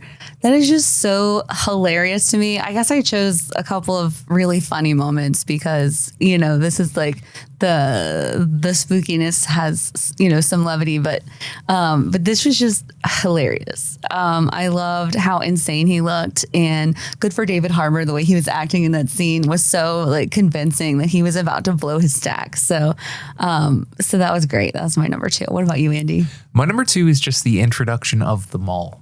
When good pick. Mike pulls up with the kids and they walk through, they pass by Erica, all the shots of like, I don't know, the neon in the stores that we remember, the kids on the escalator and stuff. It's such a good set design and like gives me all the nostalgia tingles. I'm a nostalgic person, and it was beautifully done. That's an excellent choice. I didn't even think about putting that on my top 3, but that's a great choice. Thank you. My number 2 is the same as Erica's number 2, and that is Hop kidnapping Mike. Just because, like, as someone who like finds Mike annoying, I'm like, yeah, get him. But also, like, David Harbour is so good at like, there's something so wrong about it's constant, and the fact that he made up a story about his grandma dying. So goddamn hilarious. It's so funny. Technically, he didn't say she was dead, but like, it's just so funny. But he asked the question. Oh my God. Erica, what is your number 1 favorite moment of this episode? My number 1 was actually your number 3. Really? My number 1 moment was Joyce's memory with Bob, because it was so sweet and they just looked so genuinely happy. And it's like happy in that way that you only feel if you found that perfect dork. You know what I mean? Aww. Like she's just looking at him and loving everything that he's doing. And it makes you like, it takes you back to season 2 for those happy times when they were like dancing or he was scooping around, you know? So I just thought that was really sweet because it pulls you back in and you're like, oh my God, I'm still sad about Bob Newby. Mm-hmm. I'm with you, Joyce. I'm also still grieving him. We'll never get over Bob Newby. Oh my God. He's a superhero, right? Mm-hmm. So that was my number 1. What about you, Andy? My number 1 is, so I'm kind of cheating because it's. Oh, so you're a Karen. It's sort of like. Oh, shit. Allegedly. Stank. I'm just messing. It's Hop trauma dumping to Joyce and her recommending that he has a heart to heart. I just love the comedic way they're playing him as like a clueless new father who's like, heart to heart, what's that? And just create boundaries and maybe you could do it for me. But then cut back to a few scenes later when they're rehearsing and she touches his hand and he asks her out and stuff. I just love their dynamics so much in this season. It's my favorite thing about this season. And I can't wait to see where it goes. My number one, shockingly, is both of y'all's number 3. Ahoy, ladies! We love Steve. We love Steve.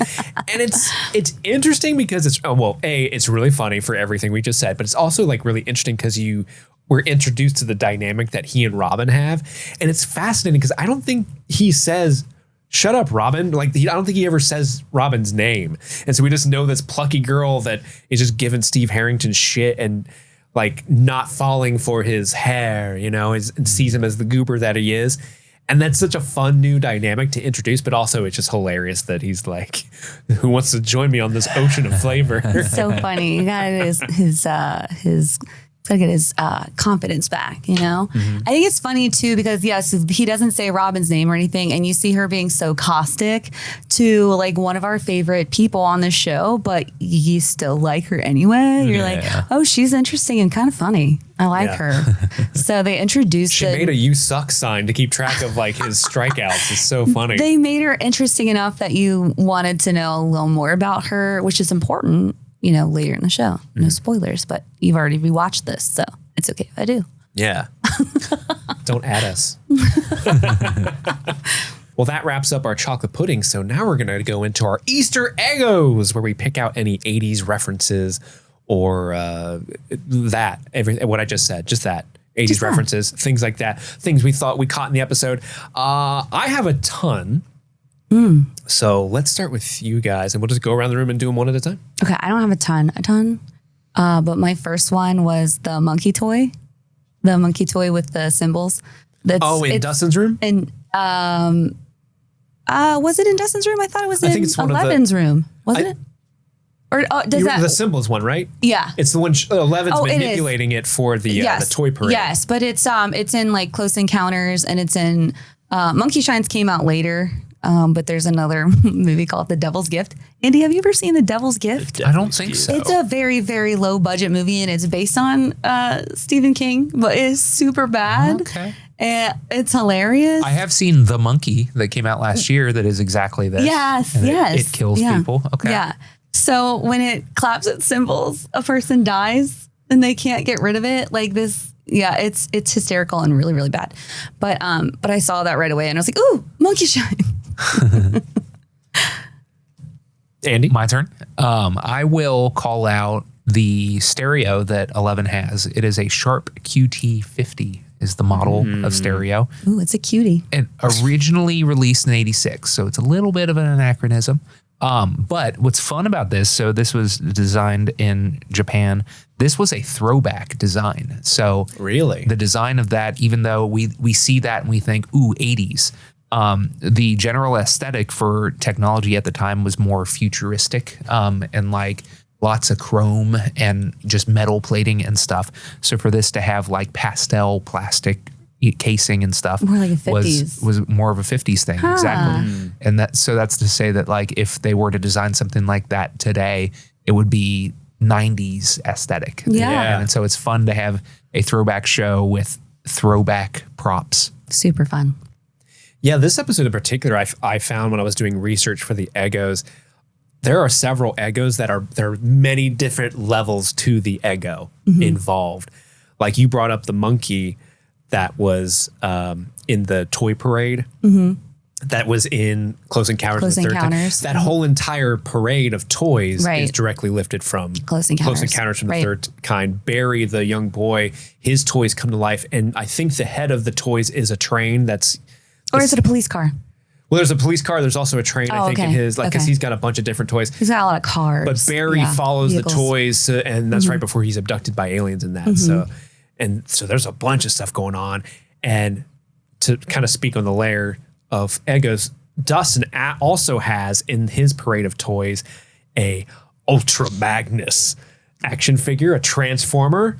I love Ultra Magnus. A, because he looks cool. B, he's voiced by Robert Stack. But Ultra Magnus being in the scene is also a little bit of an anachronism because that toy didn't come out to 1986, the same year that character debuted, which was in the Transformers animated movie that came out in 1986. Again, voiced by Robert Stack. They were like close enough. Yeah, I know. We're almost there. Come on. As Dustin goes through the unsolved mystery of why his toys are walking around. That's terrible. Erica, your turn. Oh, okay. When Dustin is driving, I really thought that car was a taxi cab, by the way. When his mom was picking him up and it was on his way home, he was saying into the walkie-talkie, "Gold leaders returning to base," which is Lando Calrissian's call sign. In Return of the Jedi, yep. Yeah. Oh, that's fun. There are two gold leaders. There's the gold leader in A New Hope. I think his name is John Dutch, I think is the character's name. But because we've already established that Dustin has an affinity for Lando Calrissian, he's obviously calling on Return of the Jedi, which came out the year or 2 years prior than this. Right, because they're all like, Lando, when Nancy's calling. And yeah, I thought that was cute. That is cute. I will call out in the movie theater some of the posters that we see in the background. There's Weird Science, Cocoon, and Explorers. Explorers stars River Phoenix and Ethan Hawke. So Maya Hawke, Robin, her daddy. That's so fun. That is fun.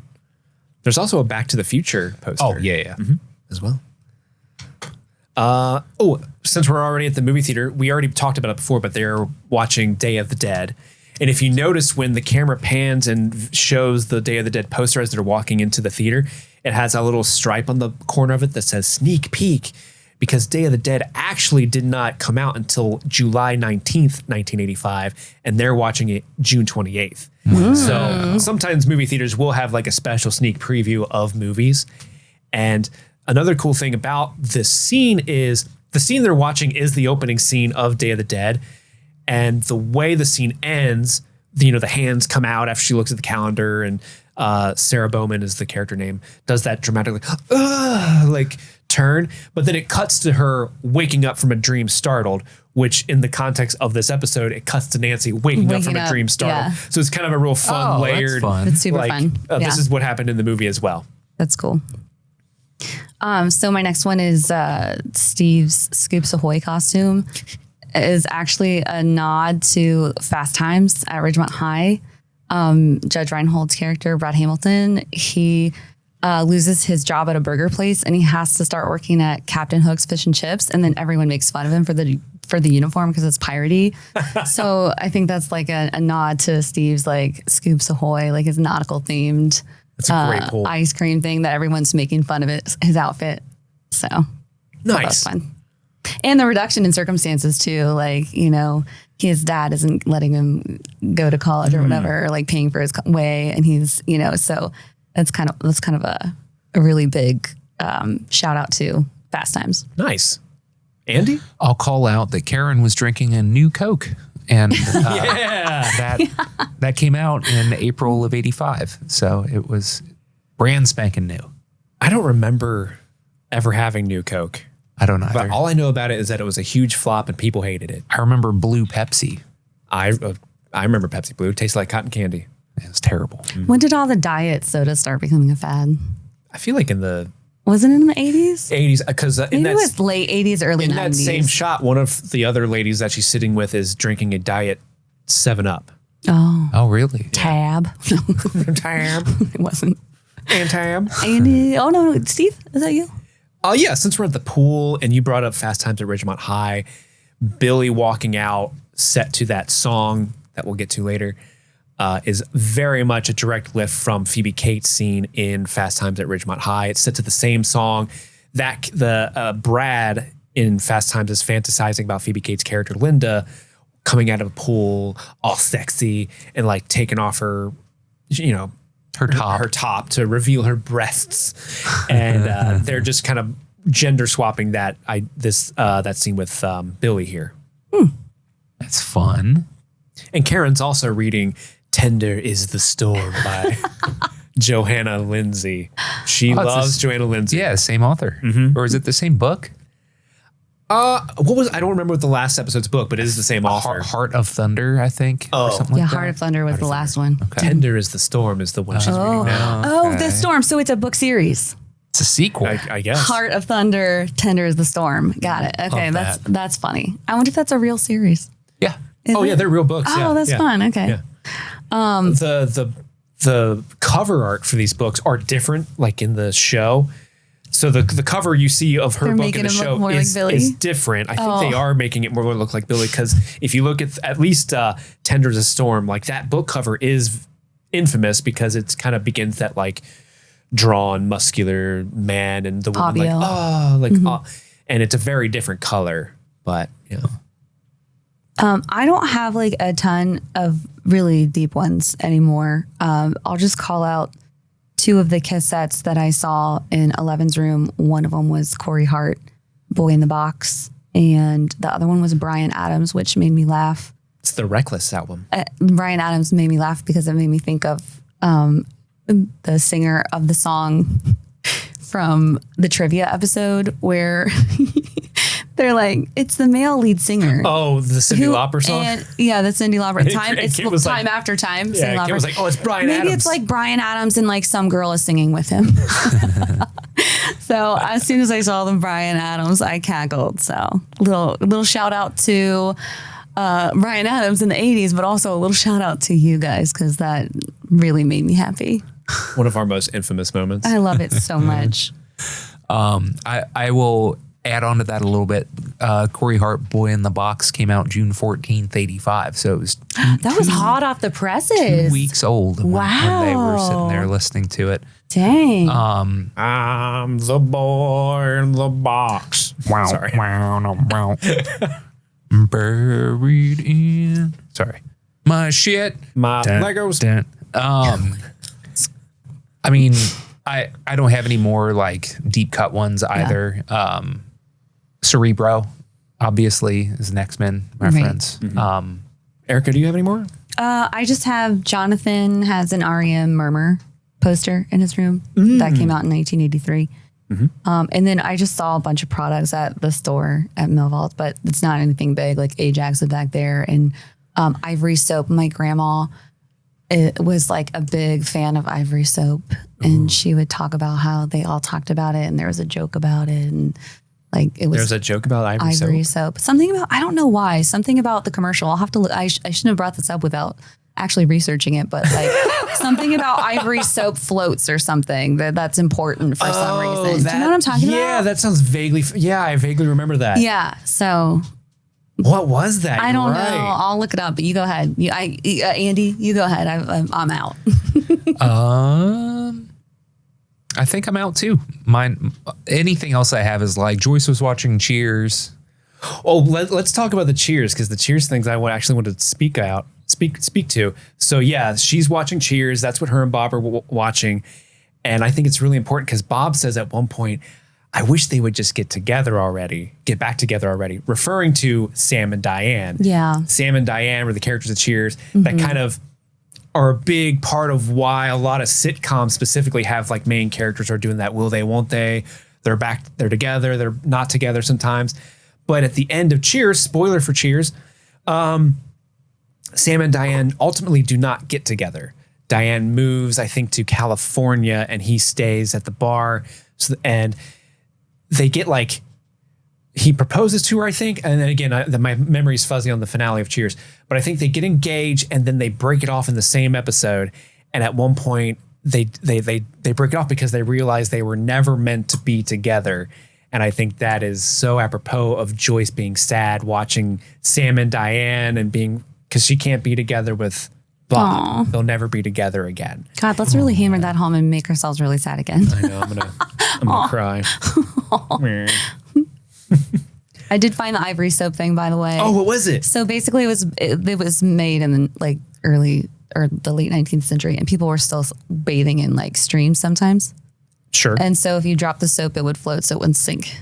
Oh. So you could grab it real quick. That's why it was so popularized, and that was the joke about it being floating. I mean, that wasn't the joke. There's jokes about it floating, but but I don't know. That was what made it so popular. I don't know why people thought that was important. If it floats, that must mean it's good soap or whatever, but it kind of put that in people's minds. And so Ivory is still around. I don't know that it's as popular, but it is still around. Interesting. I'll call out that I saw a Sam Goody bag in the mall. Oh, you did? Which is fun. I was looking but for it's Sam also Goody. really sad because there are only 2 Sam Goody stores left, and they're both closing this year. Oh, I didn't even know there were still any left. Yeah. Wow. Other stuff I saw at the mall, there's an Atari sign, like a neon sign in the background. The Gap, JCPenney's, Orange Julius is there. Those are all the mall things I saw. I was looking for the Sam Goody. I'm glad you clocked the bag, Andy. Yeah, it's just one of the people on the escalator was holding it. I love that escalator that's like right next to a mirrored wall. If you look real close, you can see a Walden Books for a split second. Oh, I love Walden Books. Yeah. Do you want me to rattle off the remainder of things that I have? Yeah. Yeah. All right. So when Hopper busts in on 11 and Mike making out, I mentioned that 11 is reading the TV guide. Mike is reading Space Gamer magazine, specifically issue number 75, the magazine of adventure gaming. Space Gamer magazine was a fantasy board game and tabletop role-playing game magazine that ran from 1975 to 1985. Oh. Hopper. That's not going to go well soon. No, hold on to that issue, Mike. Right. Andy, I think you mentioned that Hopper was watching Magnum PI. He's specifically watching part 2 of the premiere of Magnum PI. The episode is titled Don't Eat the Snow in Hawaii. And that episode is famous for the scene he's watching where there are 2 Doberman pinchers rushing towards him as he's trying to get into the car. And to calm his nerves so he can unlock the car properly, he says, "Don't look at the dogs, don't look at the dogs." And then he looks and then goes, "You looked at the dogs," before he gets into the car. I heard the dogs. That's so funny.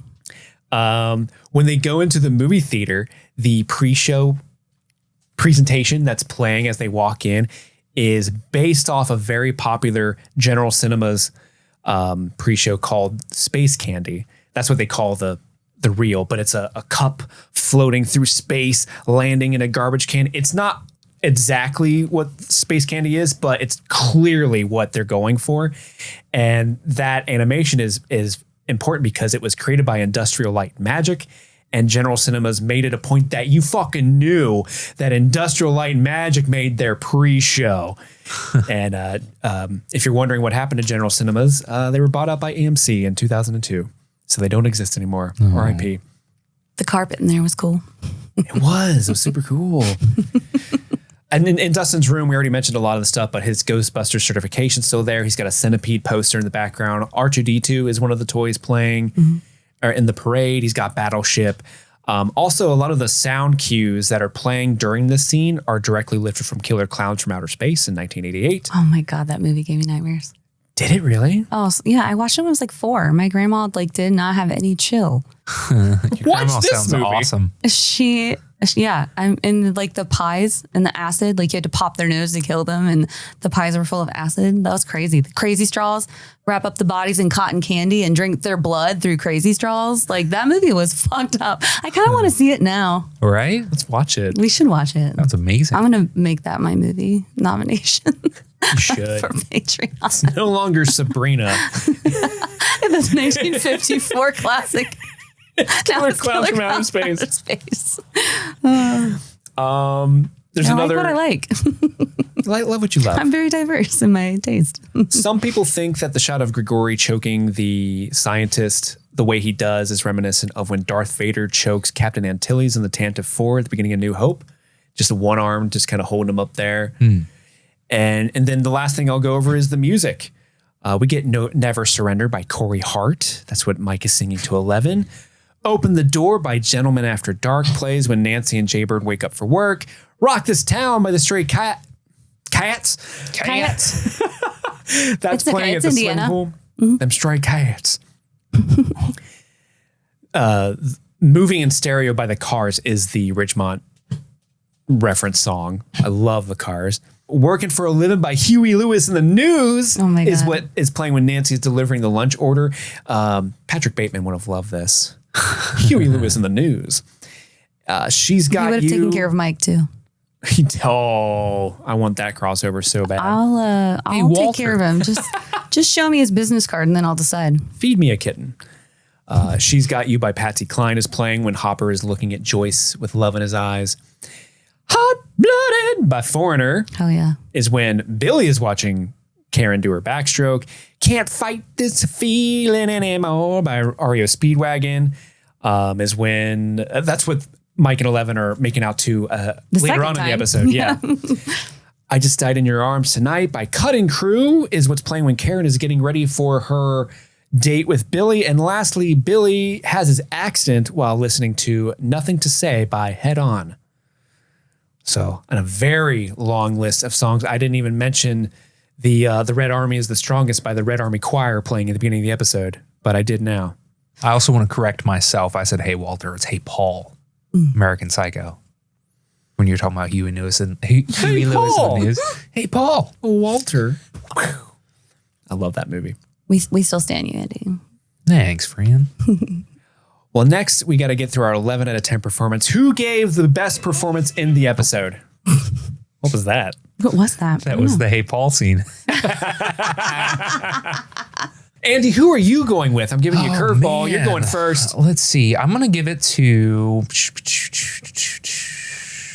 Joe Keery. That little Ahoy there. ahoy there. Oh my God. Ahoy, Yeah. ladies. It's just so fun and funny and wonderful. And like it made me belly laugh. And I think that the real answer is probably Cara Buono. Just because I think that she's doing a lot and with her Billy sequences and, you know, will she, won't she, dolling herself up for her meeting with Billy. There's a lot of people that you could give it to, but I'm going to go with Joe Keery just because the Ahoy ladies made me laugh. Love it. Erica, what about you? That's really good. And now I'm torn because I was thinking of 3 people and Joe Keery was one of them. And also Dacre, because he's so good at being smarmy. And it's so funny because he just cuts right over to, hey, like yelling at that kid for running. Like, Lord ass. It's pretty good. So I think, and I do love Joe Keery too, but I think I'm gonna give it to Dacre this time. Nice. Yeah. I'm so glad you gave it to Dacre because I also had a list of 3 people. I was thinking possibly Dacre Montgomery because you're right. He's very great at smarming. I think this season there's going to be a lot of awards given to Dacre Montgomery this season. Mrs. Wheeler. Mrs. Wheeler, like the way he says it is so funny. good. Yeah. It's a very problematic character, awful human being. Oh yeah, we love but to hate he's him. so good in the performance, in the role. Exactly. He adds a lot to it that I think maybe necessarily isn't in the script, but him personally, his contribution to the character is amazing. However, I'm glad Andy hinted to it because I'm going to give it to Cara Buono. Yay, we all nobody. We all know about it, but we're all happy. No, Cara is so great. Friend of the pod, Cara Buono. She's the perfect person to act opposite of Dacre in those scenes. It's like, oh my God, this very attractive person is hitting on me. And Your form's amazing. Your form's amazing. And the way she's just kind of like, okay. But then the reality of what she's doing weighs on her. And just in that one shot of her, like looking at Ted sleeping on the lazy boy and just be like, oh, what am I doing? What am I doing, girl? Come on. I just want to let Cara Buono get some flowers for once because she's always rock steady in this show. So I can't remember. Do we find out if because we haven't watched ahead. We're staying true and only watching one episode 10. Did we find out if she actually went? No, she does not go. She does not go. She's next time she sees Billy, she says something like, I'm sorry, I just couldn't, or something like that. But, and he's like, oh, what? Oh, yeah. Do you mean? Yeah. Yeah, cool. There's a Cthulhu monster in me. But now we got to step into the Nina. Oh my God, I forgot about this. Yeah. So again, our mods have done us a huge favor and they've listened to our previous coverage all the way back in the year 2019 and they pulled clips for us to listen to and we have to guess what the out of context clips are. Like, what are we talking about? And again, we did our original coverage with Sam. So if you hear another voice, that's who that is. We just have to be open about who that is. So let's go into the first Hold on. I'm like trying to like talk, chew bubble gum and walk at the same time. I'm trying to bring up It's a lot of tasks. It's a lot of tasks I'm doing all at once here. I'm proud of you, babe. Thanks. I'm proud of you too, babe. Oh, thanks, babe. So here we go. We've got the Nina clips. Dr. Brenner's happy that we're here. Hello. And let's listen to the first clip. Billy McBilly. I tried to do exactly what you just said, but I just said Billy. Like, I tried to say Billy like you guys. I'm like, Billy? Billy McVilly? I have no idea what's I think we're talking about Billy. Yeah, for sure. What gives you that idea? And in pure Steve fashion, I fucked up saying his name and said Villy. I don't know. I sound sick in that clip. Well, yeah, you did. Your voice sounded weird. It sounded like we were saying like Billy Manilli or something like that, and you tried to chime in with it, and you just went Billy. That sounds right. Erica, do you have an idea? Well, I can't tell. So you know. I think I have an idea because I listened to the episode not too long ago, so I don't want to cheat. You're going to be helpful this segment. So helpful. Let's see what the mods write. They write, Kit assumes Billy is dead, but Sam suggests he may be possessed and become the villain, spawning the nickname Villy. Villy. Okay. That is cute. I like that. That's clever. Villy. And then you're like, Billy. Billy, get in here. All right, clip number 2. When the camera first panned on him, my immediate thought, for whatever reason, he stuck out like a sore thumb in that group. I think it was because it's his hair. Yeah. And I immediately thought like, wow, it's like if Boris Johnson and Owen Wilson fucked and you had that. Just awful hair. Wow. I know exactly what this is. What is it? It's Jake Busey in the newsroom because he has that terrible hair. Oh, yeah. This is so funny because that's like one of the first things that Steve and I really bonded over. Jake Busey? No, like taking a person's like a celebrity and saying who their two celebrity dads or two celebrity moms would be. Love that his was Prime Minister Boris Johnson. Yes. I heard this. It's a very 2019 reference. It is. Hilarious. Yeah.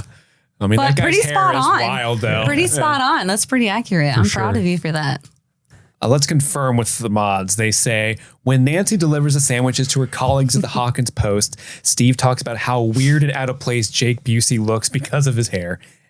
And I stand by it.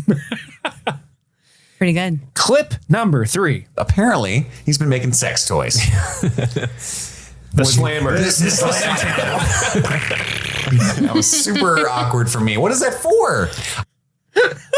I inhaled it. I recognized my breath. So I had an answer for that, whatever it was. But I mean, obviously. I really wish that clip went on for like 10 more seconds just so I could hear what you were going to retort. Right. I mean, it's obvious we're talking about Dustin's summer camp inventions. Mm-hmm. Yeah. I just love how in this episode, I'm like, man, he could have made him a killing if he made the slammer for Pogs. And Kit's like, it's obviously a sex toy.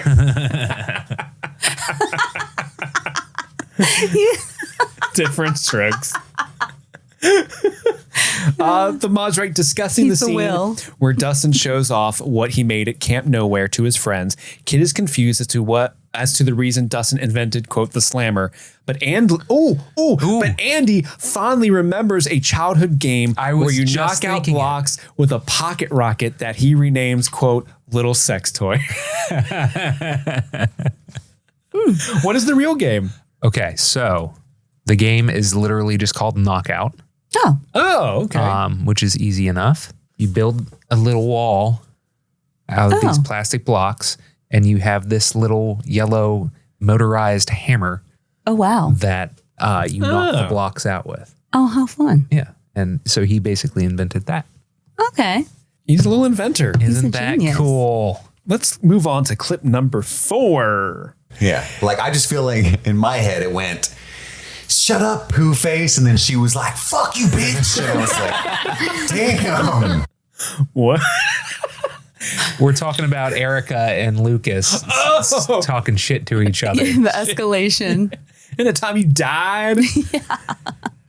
Yeah. So great. That's hilarious. Let's see. They write, Steve and Kit bring up that Lucas's sister, this was pre-Erica fandom, went way overboard and was too aggressive when talking to him at the mall. Andy didn't even realize that was Lucas's sister at all and was taken aback by this random hater. Andy was like, that makes so much more sense than Who's this random hater? damn aggressive kid at the mall. Spitting venom at poor Lukey. That's so funny. Because you guys also like commented about how she looked so much older. Well, yeah. I mean, She looked couple years way passed, older. Yeah. I just love. I am taken aback by this hater. Hilarious. That's so funny. Clip number 5. Well, she might get tentacled like Korean style by the never. Oh my god! Oh my lord! No way! That's bad. Here's what's fucked up. All of you knew immediately what I meant, and so does every listener. So who's the asshole here? Fucking Evil Dead style.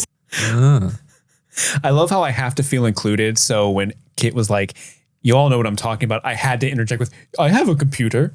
I have Googled porn. That sounds like a sex thing. That sounds like a sex thing. Jesus. Well, the only tentacle is when it drags Billy. Billy. Or just Billy. Could we be like talking about like if that was the meeting place for their date? Because he says she in the beginning, right? Yeah, so maybe like they're still gonna meet up after everything went down. Oh, and he's a tentacle Cthulhu monster on the inside? Yeah. Okay. And then tentacle porn speaks for itself. Sure. Yeah. Let's see what the mods write. Billy is dragged away by a tentacle at the end of the episode. This clip is Kit's reaction after realizing that Billy is likely dead and that Karen didn't get that dick. Damn shame. I don't know. Maybe she woke up Ted. Yeah, turned off the lights, turned him around, and pretended he was someone else. As you do. Yeah. Let's put baby Holly to bed. Dad, we're going to use blindfolds, okay? Don't ask any questions. No, just me. Language. Just me. You don't have to use one, Dad. No, he didn't even wake up. Well, that concludes the Nina segment. Thank you, Dr. Brenner, for allowing us in here. You're welcome. Dr. Brenner, you sound so much sexier this week. Thank you very much.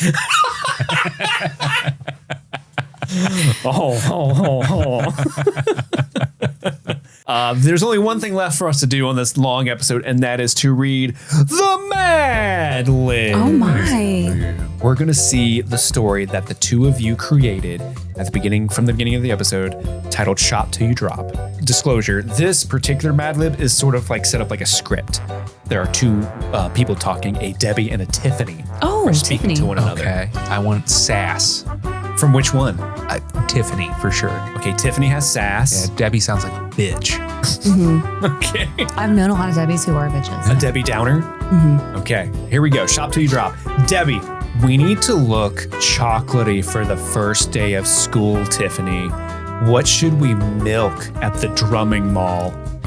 Tiffany, I need to get my skins on some denim. Let's buy $432 jeans and then rip them up. All the creamy kids are doing it. Debbie, we should also buy fuzzy tongue warmers. My knees get erect in the winter. Let's grab Let's grab neon cod pieces too. I want my clothes to match my personality. Bright imperial magenta. It's like Cyndi Lauper says, girl just want a hot box.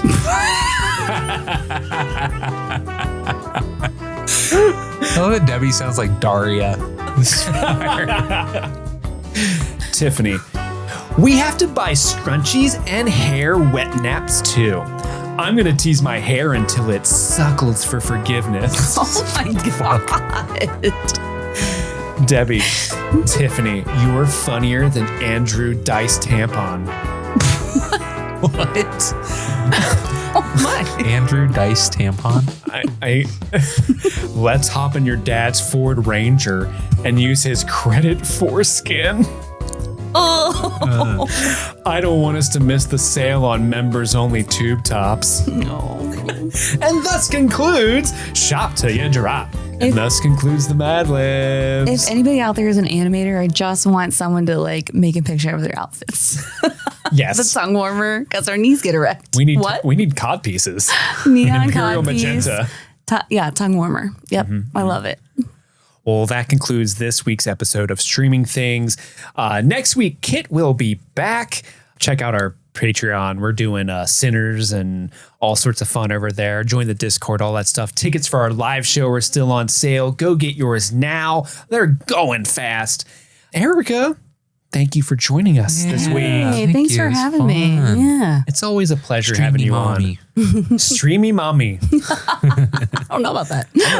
Oh my gosh, Andy, we need to custom make a shirt for her to Please wear don't. at the live show so everyone can find their Streamy Mommy. Is that MAMI or MOMMY? MOMMY. Specifically MOMMY. Yeah, specifically. I got snacks in my bag. Who wants the juicy? Well, that's it from all of us at Streaming Things. We got to return some videotapes. My name is Steve. I'm Andy. I'm Erica. And I'm Steve. And this was Streaming Things. Happy streaming. Hey, I got to do the thing. You did the thing. That was fun. Aw. Hey.